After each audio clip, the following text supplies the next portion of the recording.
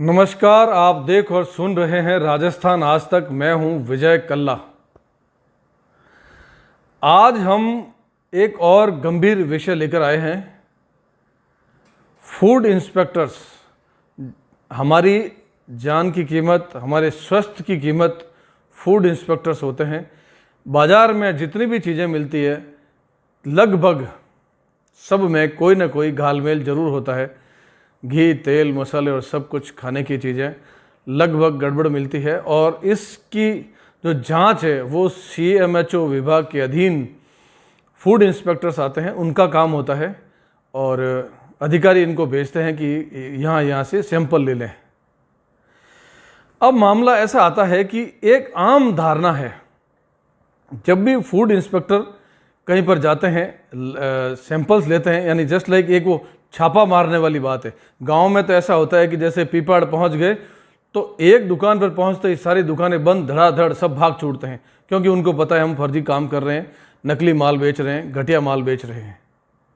इन पर भी कोई सरकार ऐसी कार्रवाई करेगी, जो दुकानें बंद रहेगी वो 2-4 महीने तक खुलेगी ही नहीं, उन पर सील लगा दी जाए। भागे क्यों आप, इसका मतलब गड़बड़ था। खैर, फिलहाल मैं बात करूंगा फूड इंस्पेक्टर्स की। तो सभी विभागों में कोई ना कोई गड़बड़ झाला होता है। फूड इंस्पेक्टर के मामले में गड़बड़ झाला इसलिए लगता है कि हम लोग जो भी चीज़ खाते हैं उसमें हमेशा ऐसा महसूस होता है कि यार इसके स्वाद में गड़बड़ है, या इसके गंध में कुछ अलग लग रहा है, या जो जांच के लिए छोटी मोटी बातें बताई जाती है कि ये केमिकल डालो, इसमें ऐसे जांच होगी, या फूड विभाग वाले जैसे जांच करते हैं वो चीज़ें बाज़ार से लाकर हम भी चेक करते हैं, तो गड़बड़ लगती है कि यार ये तो हम गड़बड़ खा रहे हैं। खैर, तो जैसे ही सैंपल लिया जाता है उसको छापा मारना कहते हैं। सैंपल लेते ही एक मानव अवधारणा है और मानव स्वभाव है कि जिसके यहाँ भी सैंपल लिया वो तुरंत अपने मिलने वालों को फ़ोन करेगा, हो सकेगा तो वो खुद फूड इंस्पेक्टर को फ़ोन करेगा कि मेरा सैंपल फेल नहीं होना चाहिए, भाई साहब कृपा करना, थोड़ा कृपा दृष्टि रखना, थोड़ा आशीर्वाद बनाए रखना। ऐसे शब्द हमारे पास खूब सारे हैं, वो बोलते होंगे। 100% बात है। बहुत साधारण सी बात है कि अगर मेरे किसी मित्र का दुर्घटना हुई है, एक्सीडेंट हुआ है, तो हम जैसे ही फ़ोन आता है 5-10 दोस्त उस अस्पताल की तरफ दौड़ पड़ते हैं। 2 जने पर्ची लेकर भागते हैं दवाइयों के लिए, जो दवाई हॉस्पिटल में नहीं है, और 1-2 लोग हमारे सब के लिए खाना नाश्ता लाने का काम करते हैं। 1-2 जो है वो ब्लड बैंक के बाहर खड़े होते हैं कि कितना ब्लड चाहिए, कौन सा चाहिए। हम एक दूसरे दोस्तों को फ़ोन करके बुलाते हैं, तू ब्लड बैंक पहुँच, 4 बोतल चाहिए, तो 2 हम खड़े हैं, 2 और आ रहे हैं। इस तरह पूरा सिस्टम लग जाता है हमारे दोस्त को बचाने में। इसी तरह किसी मित्र को पुलिस वाले ने पकड़ लिया है, किसी वजह से एक्सीडेंट हो गया है, झगड़ा हो गया है, तो एक्सीडेंट होते ही हम जिसने एक्सीडेंट हमारे मित्र ने किया है हम उसको पूछते हैं किसके यहाँ एक्सीडेंट हुआ, कौन सी गाड़ी थी, उसका पता लेकर हम उसके घर पहुंच जाते हैं, उसको समझाते हैं, बात करते हैं, सब गलती हो गई, अगर आपको चोट आई तो हम हॉस्पिटल में इलाज कराते हैं, गाड़ी ख़राब हो गई है तो हम गाड़ी ठीक करवा देते हैं, हम मिस्त्री को फ़ोन करते हैं कि फ़ोटो भेज रहे हैं, कितना खर्चा आएगा, हम सामने वाले से मिलते हैं। इस तरह एक सिस्टम, इकोसिस्टम लग जाता है कि हमारा अपना है, कैसे बचाएं। उसी तरह जैसे ही सैंपल लेते हैं एक इकोसिस्टम जरूर डेवलप हो चुका है, वो तुरंत भागते हैं, चाहे रिश्तेदार, मामा, चाचा, फूड इंस्पेक्टर को फ़ोन करते हैं, अधिकारियों को फ़ोन करते हैं कि यार सैंपल फेल नहीं होना चाहिए, समाचार पत्रों में खबर नहीं आनी चाहिए। मित्र भी फ़ोन करते हैं, दलाल भी होते हैं जो ऐसी जगह घूमते रहते हैं, उनका काम यही होता है कि जैसे ही सैंपल भरा फूड इंस्पेक्टर और लैब वालों से सेटिंग करेंगे, बातचीत करने की कोशिश करेंगे, किसी तरह से सैंपल पास हो जाए, या सैंपल लेने के लिए पहुंचे नहीं और सैंपल के लिए पहुंच गए हैं तो उनको वापस लौटा देंगे, भाई साहब प्लीज़ यार कृपा करो यार, सैंपल कहीं और आगे से ले लो, हमारे आप पहले भी आ चुके हो, और कोई आदेश हो, सेवा हो तो बताना। ऐसा होता है, 100% होता होगा। तो इसके लिए दलाल भी होंगे, रिश्तेदार भी होंगे, और जिसकी दुकान है वो भी ऐसा करता होगा। तो इसके लिए एक सबसे बढ़िया तरीका है, यूँ तो कैसे पता चले कि हम भगवान हैं कि कौन सा सैंपल के क्या गड़बड़ हुई, लेकिन इसमें जो इकोसिस्टम लगता है उसके लिए सरकार ऐसा करे, ध्यान रखे, जिसको जांच करना कहते हैं, कि पिछले 4-5 सालों में जितने सैंपल लिए, जहाँ जहाँ से सैंपल लिए, उस दुकानदार के मोबाइल नंबर, और उन सैंपल लेने के बाद में महीने 2 महीने के दौरान सबसे ज़्यादा फूड इंस्पेक्टर को किस किस के फ़ोन आए, उन फ़ोन नंबर की जाँच की जाए। अगर दलाल ने किया है तो वो नंबर बार बार आएगा, उसकी जांच की जाए, और दुकानदार के, उसके मिलने वाले के। तो फूड इंस्पेक्टर के उन दिनों जितने भी फ़ोन है, जितने भी फूड इंस्पेक्टर है, उन सब की जांच की जाए कि यार इस दौरान जो महीने 20 दिन तक जब तक लैब में जांच चली, किसके फ़ोन ज़्यादा आए। मेरे हिसाब से पता चल जाएगा।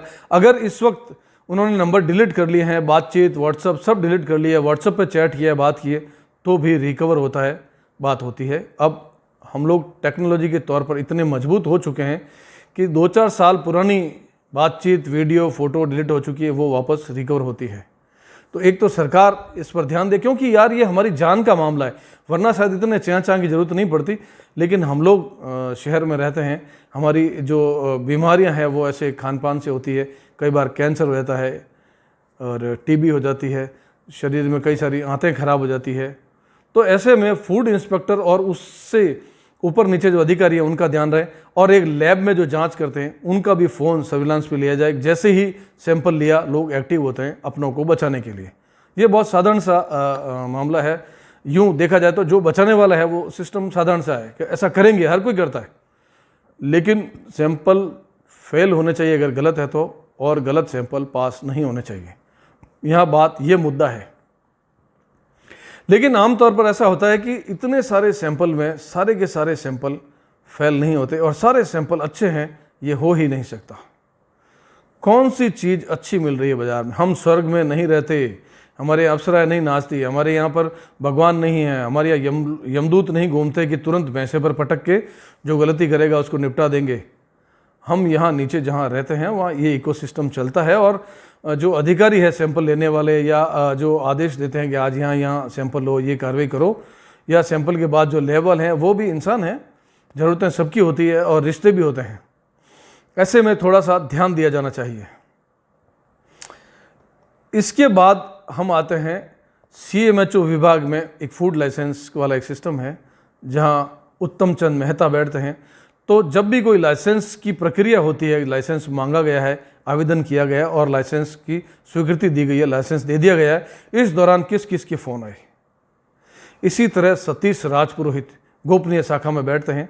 जैसे ही उनके पास कोई शिकायत आती है तो वही इकोसिस्टम, जैसा हर आदमी अपनों को बचाने की कोशिश करता है, चाहे उनका आदमी, उनका मिलने वाला बेटा, भतीजा, बुआ, चाचा, मामा हत्या कर चुके हैं तो वो पुलिस वालों से मिलेंगे, अधिकारी को फ़ोन करेंगे, लोगों से कहलवाएंगे, ले देकर मामला सेटल करने की कोशिश करेंगे।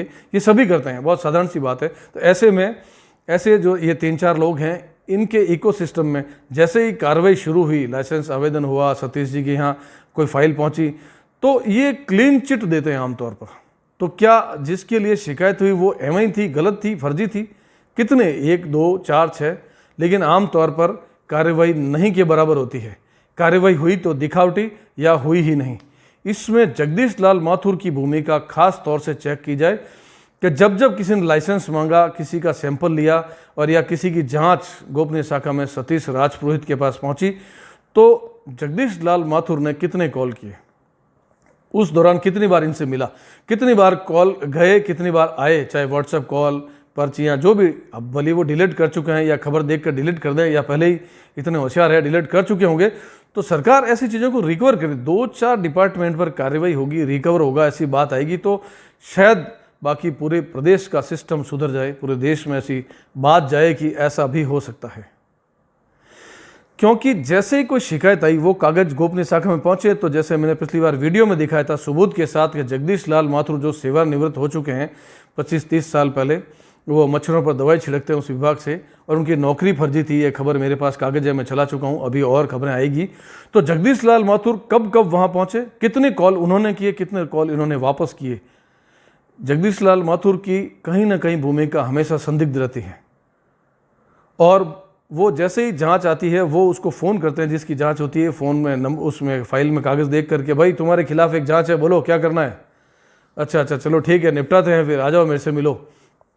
ऐसा होना साधारण बात है, सभी करते हैं। चारों तरफ यही माहौल चल रहा है कि रिश्वत देते हुए, गलत काम करते हुए पकड़े जाओ तो रिश्वत देकर छूट जाओ, गलत काम करते हो तो ले देकर एडजस्टमेंट कर लो। आमतौर पर सज़ा नहीं होती, आमतौर पर क्लीन चिट मिल जाती है। तो जब भी इन लोगों ने जब काम किए, इनके पास कोई आवेदन आया, सैंपल लिया, कोई सूचना आई, जांच आई, तो उस वक्त जगदीश लाल माथुर से कितनी बात हुई, और उस महीने 2 महीने के दौरान उनके सारे कॉल डिटेल को खंगाला जाए, 2-4 साल पुरानी भी खंगाली जाए कि किस किस ने कॉल किया, इन्होंने किसको कॉल किया, चाहे वो व्हाट्सएप कॉल था और चाहे साधारण कॉल था। तो मेरे हिसाब से काफ़ी सारी बातें सामने आ सकती हैं, और ये चीज़ मेरे हिसाब से तो पूरे देश भर में होनी चाहिए कि जब भी कोई जांच किसी पर हो तो उसके नंबरों पर कितने कॉल आए, आसपास कितने कॉल गए, जांच होनी चाहिए। जैसे आतंकवादियों के लिए जांच होती है, कोई गिरफ्तार होता है तो उसकी जांच होती है, अभी एक विधायक जी पकड़े गए तो अब किसने कॉल किया, ये वो सब कुछ होगा। तो ऐसे में साधारण तौर पर भी इनकी जांच लगातार होती रहनी चाहिए, जिससे बाद में सिर खपाई कम हो जाए। मेरी बात से आप भी सहमत होंगे, क्योंकि आप जिस शहर में भी रहते हैं, मेरी बात को सुन रहे हैं, तो आपके यहाँ भी ये सब कुछ चलता होगा। तो इस पर विभाग ध्यान दे। और अब हम ये सोच रहे हैं कि ये जितने भी समाचार हम वीडियो बना रहे हैं, खबर बना रहे हैं, और जितने भी समाचार छाप रहे हैं, प्रकाशित कर रहे हैं हमारे समाचार पत्र राजस्थान आज तक में, तो उसको अब स्थानीय स्तर पर नहीं रखा जाए, उसको मुख्यमंत्री को दिया जाए, चिकित्सा मंत्री को दिया जाए, संबंधित IAS RS से मिला जाए, उनको पूरी वस्तु स्थिति बताई जाए। ये ज़्यादा बेहतर रहेगा, अन्यथा बात यहीं दब जाएगी, यहीं खत्म हो जाएगी। तो कार्रवाई होनी चाहिए, जिससे हमारी खबर का असर भी सामने आए, वरना हम बेवजह ही गले फाड़ रहे हैं।